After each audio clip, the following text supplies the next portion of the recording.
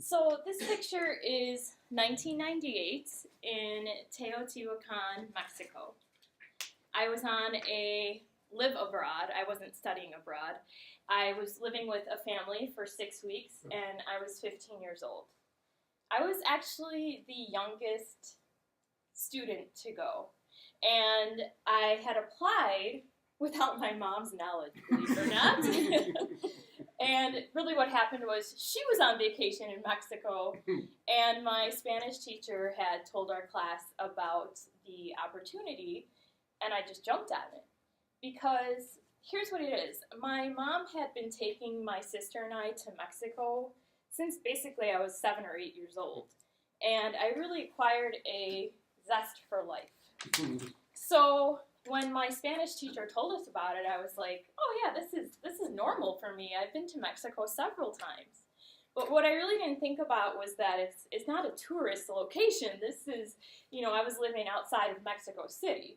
So I was a little naive, now I'm probably more scared to go there than I was when I was 15. But I really did have the time of my life, and I got to climb to the top of that ruin there in Teotihuacan. But something unexpected happened when I got back. You see, that zest for life that I had, you can see in these pictures.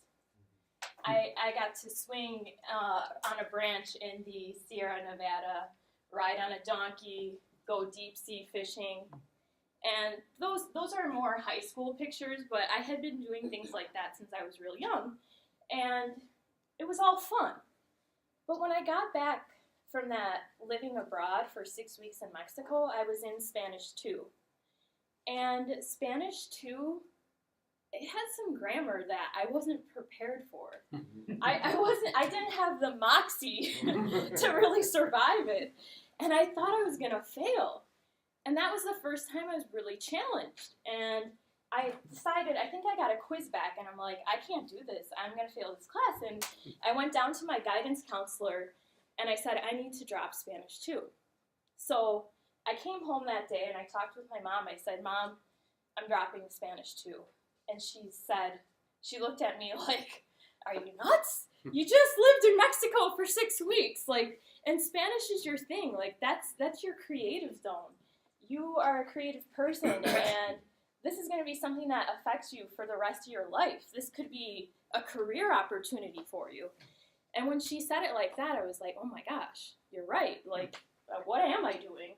You can't give up that easily. So that conversation, the magnitude of that conversation, it may have only been a 5-minute conversation, but it changed the rest of my life.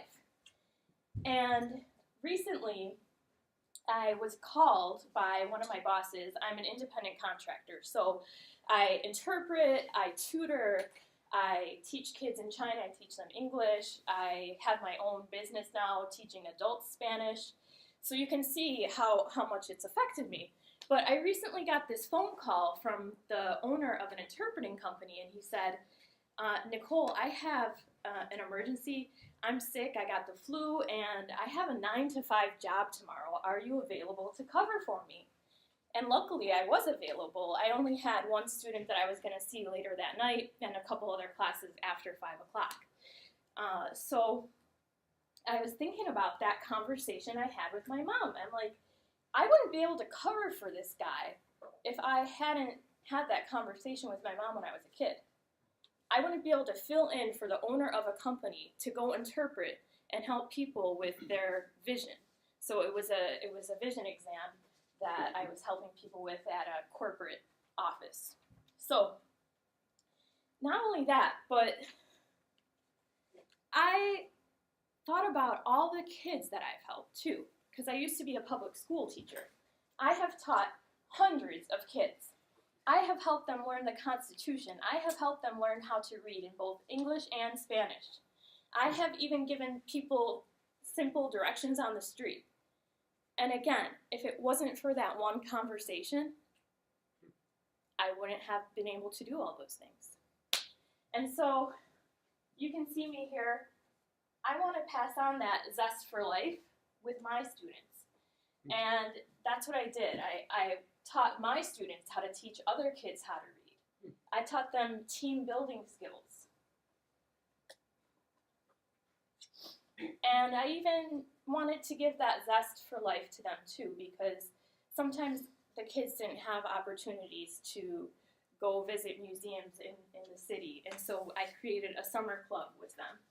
And we got to go to the Shed Aquarium and on bike rides and all different fun things. So I wanted them to have those opportunities like I did too, even if it was local.